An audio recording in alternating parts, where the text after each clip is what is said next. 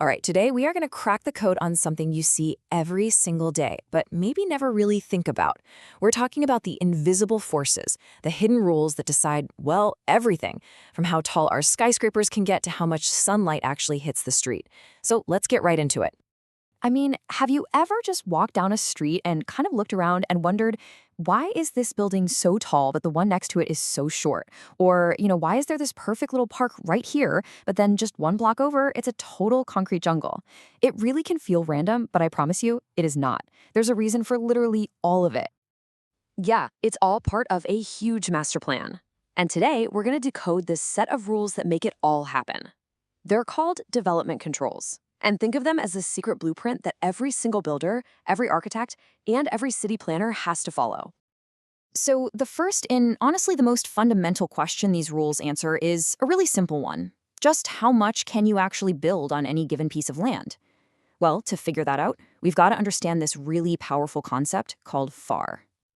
Okay, so FAR stands for floor area ratio. And the best way to think about it is like this. It's the master dial that city planners get to turn up or down to control the size, the sheer bulk, of every single building. It's basically just a ratio, comparing a building's total floor area to the size of the land it's sitting on. Now, the formula itself looks pretty straightforward, right? You just take the total covered area on all the floors, and you divide it by the plot area. Now, you see that X100 there? Let's kind of ignore that for a sec, because FAR is almost always talked about as a simple ratio, like 2.5 or 3, not a percentage. And this one little number, it's incredibly powerful. It's how cities manage density, prevent crazy overcrowding, and make sure things like our roads and water supply don't just get totally overwhelmed. Okay, so let's make this real. Numbers on a screen are one thing, but what does it actually mean?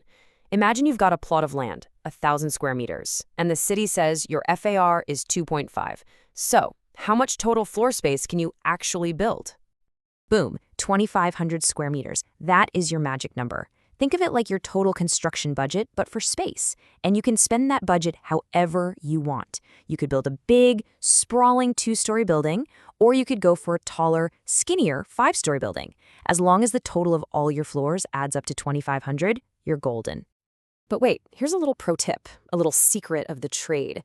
Not everything counts towards that 2,500 limit. See, planners are practical people. They know you need certain things, so essential spaces like, say, basements for parking or lift shafts or staircases, those usually get a free pass. They don't count against your FAR. Okay, so FAR tells us how much total space we can build. Awesome, but that's really only half the story, isn't it? The very next question is, where on the plot can we put it? And this is where two new ideas come in: ground coverage and setbacks. Maximum ground coverage is, well, pretty much exactly what it sounds like. It's the maximum percentage of your land that the building's footprint is allowed to physically touch. And this rule is absolutely crucial. It's what guarantees that every single plot has some open space, for things like letting rainwater soak into the ground, maybe a little garden, or just some breathing room for everyone. So let's take a look. If your maximum ground coverage is, say, 40%, that means a full 60% of your plot has to be left completely open to the sky. It seems like such a simple rule, but it has this massive impact on how green and spacious a whole neighborhood feels. And it even does really practical stuff, like helping to prevent local flooding. And to get even more specific, planners draw these invisible lines on the map. You've got the building line. Think of this as the strict, hard boundary. Your main building's foundation absolutely cannot cross this line. Then you have the control line, which is a little more flexible. It might let things like a porch or a balcony stick out a little bit, but the main structure still has to stay behind that building line. All right, so we've totally nailed the rules for an individual plot of land. Now let's zoom out. Let's see how all these rules come together to shape an entire neighborhood. Everything from the skyline we see right down to the nitty-gritty of where you park your car. So how high can you go? Well, it is definitely not random. A really common rule of thumb is that a building's height can be about 1.5 times the width of the street it's on. And why? Well, two big reasons. It makes sure sunlight can still hit the street, and super importantly, it ensures fire engine ladders can actually reach the upper floors. Oh, and of course, if you're building anywhere near an airport, yeah, there are a whole other set of even stricter rules you've got to follow. Planners are also, and I mean this in the best way, kind of obsessed with density. They measure it in two ways. First, there's net density. That's just the population divided by only the land people live on. It gives you a higher, more focused number.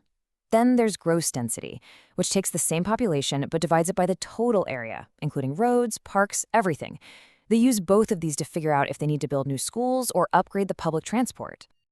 And now, let's talk about something we all know and love, or hate, parking.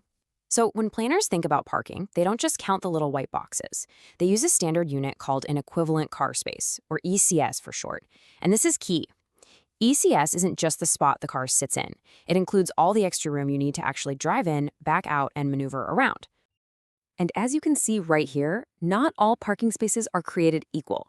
An open parking spot might only need 23 square meters, but a basement spot, that needs 32, because you've got to account for columns, ramps, and tighter spaces. Planners use these exact figures to make sure a new apartment building or office has enough actual, usable parking for all the people who are going to be there. All right, you have officially learned the secret code of our cities. So now, let's see what you've picked up. It's time for a quick pop quiz. You ready? Okay, question number 1.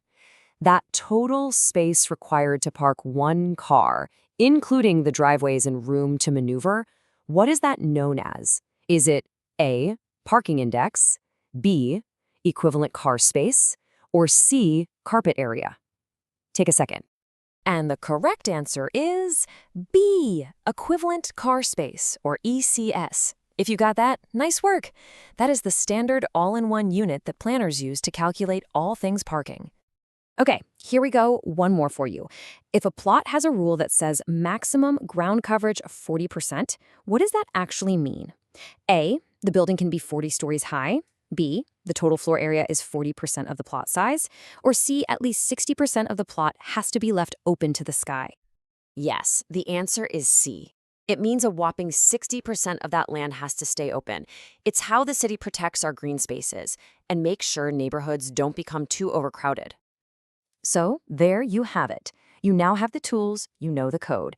So the next time you walk outside, I want you to actually look around. Look at the heights of the buildings, the space between them, how the sunlight hits the street. Because now that you know the secret language, what rules do you see shaping your street?